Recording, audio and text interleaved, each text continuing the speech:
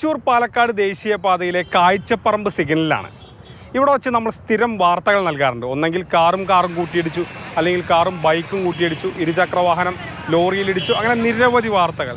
എന്താണ് ഇവിടെ ഇത്രയധികം അപകടം നടക്കാനുള്ള കാരണം?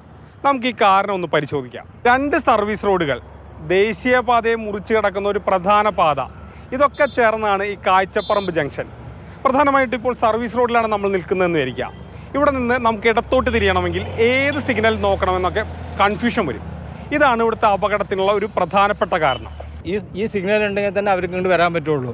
അവർ ആ മെയിൻ സർവീസ് സിഗ്നൽ നോക്കിയിട്ട് കയറുന്നതുകൊണ്ട് അപകടം വരുന്നുണ്ട്. ഫ്രീ ലെഫ്റ്റിൽ നിന്ന് കയറി വരുന്നതാണ് ഒന്നാമത്തെ അപകടം. അവിടെ സിഗ്നലില്ല, ഒന്നുമില്ല. അവിടുന്ന് ഈ മെയിൻ റോഡിലെ സിഗ്നലിൽ കയറി വന്നിട്ട് അവരൊരു തടുത്തിട്ട് എവിടേക്കാണ് വരുന്നത് ചോദിക്കുന്നത്. ആ സിഗ്നൽ കണ്ടോ, ദേശീയപാത മുറിച്ചടക്കാനുള്ള ആ സിഗ്നലിൽ ടൈമറോ മറ്റൊന്നുമില്ല.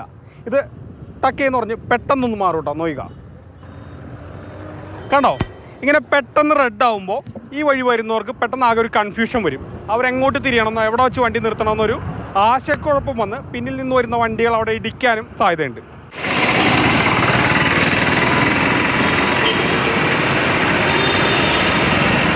അധികം 2 വീലറും ഓട്ടോറിക്ഷയാണ് കടക്കുന്നത്.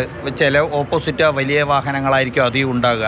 മിക്ക ദിവസങ്ങളിലും ആക്സിഡൻറ്റ് ഉണ്ടാകുന്നുണ്ട്. അതായത് നമ്മൾ സ്ട്രൈറ്റ് ആയിട്ട് പോകാനുള്ളതും സ്ട്രൈറ്റിൽ നിന്ന് അങ്ങോട്ട് പോകാനുള്ളതാണ്. പക്ഷേ ഈ സർവീസ് റോഡിൽ നിന്ന് വരുന്നവർ അവിടുത്തെ സിഗ്നൽ കാണുമ്പോഴില്ലേ അവർ ക്രോസ് ചെയ്യാൻ എന്നുള്ളൊരു ഇതിലാണ് ക്രോസ് ചെയ്യുന്നത്. അപ്പോൾ ഇവിടെ ആളില്ലെങ്കിൽ എന്തായാലും അവർ ക്രോസ് ചെയ്ത് പോകും. അപ്പോൾ നല്ല പെട്ടെന്ന് ആക്സിഡൻറ്റ് ആകും.